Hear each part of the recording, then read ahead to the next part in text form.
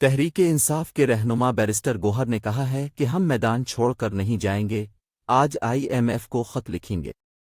راولپنڈی میں میڈیا سے گفتگو کرتے ہوئے بیرسٹر گوہر نے کہا کہ PTI ایسا کوئی کام نہیں کرے گی جس سے ملک کی معیشت کا نقصان ہو۔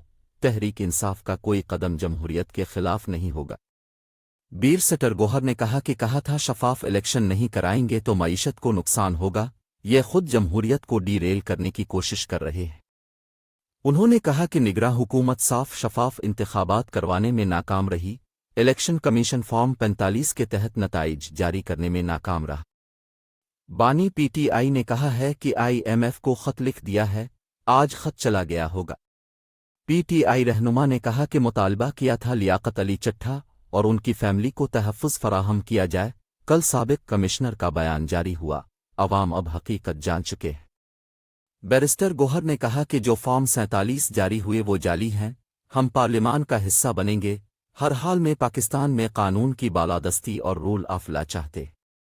ان کا مزید کہنا تھا کہ ہم جمہوریت کی جنگ لڑ رہے ہیں، اسی آزادی کے لیے بانی PTI جیل میں ہے۔ تحریک انصاف کا کوئی بھی قدم نہ پاکستان اور نہ عوام کے خلاف ہوگا۔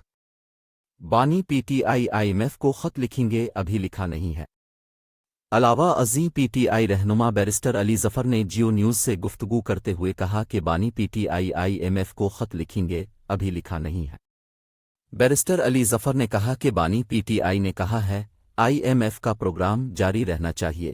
بانی PTI نے کہا ہے پاکستان کی اکانومی کو بہتر کرنے کی ضرورت ہے۔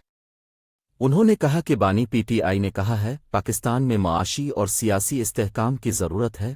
بانی PTI نے کہا ہے جمہوریت کے لیے جس فورم پر آواز اٹھانے کی ضرورت ہے وہ اٹھائیں گے۔ ان کا مزید کہنا تھا کہ خط لکھنے کا شاید انہوں نے کہا ہے یہ ابھی بتائیں گے آپ کو۔